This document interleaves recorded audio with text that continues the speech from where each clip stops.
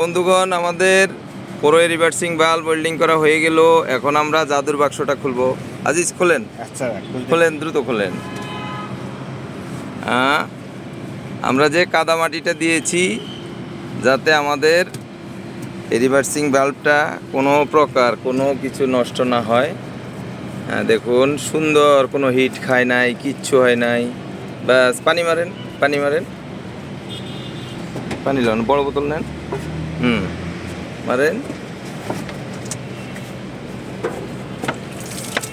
wow